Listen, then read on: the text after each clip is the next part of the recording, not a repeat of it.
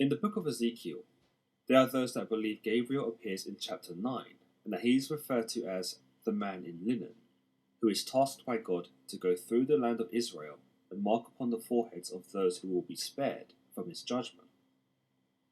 Throughout the book of Ezekiel, God promises to bring upon destruction upon Jerusalem, for he deems the people there as sinners, adulterers, and those that worship false idols and neglect his name.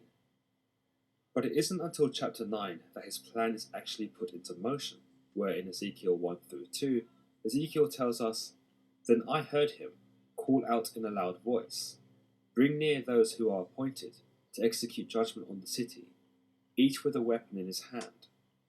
And I saw 6 men coming from the direction of the upper gate, which faces north, each with a deadly weapon in his hand. With them was a man clothed in linen, who had a writing kit at his side." In Ezekiel 3 through 4, Ezekiel continues, telling us, "And he said to him, 'Go throughout the city of Jerusalem, and put a mark on the foreheads of those who grieve and lament over all the detestable things that are done in it.'" The 6 men who are present are told to follow this man in linen, and to kill without showing pity or compassion, slaughter the old men, the young men, and the women, the mothers and children, but do not touch anyone who has the mark.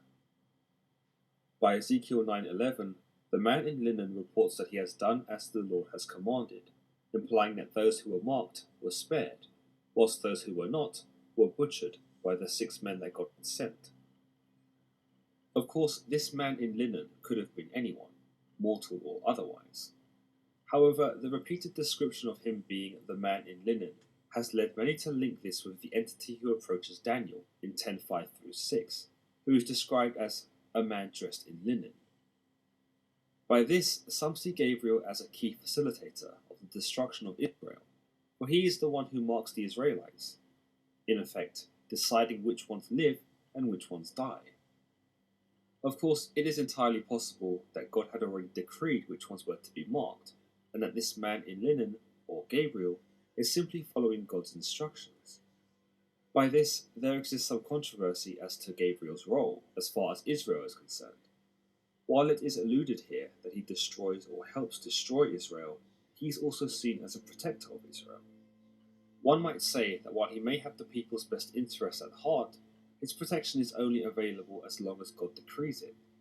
It shows that while the archangels may be figures of defense and safety, they serve God first and foremost, and will not hesitate to vanquish that which they have been commanded to.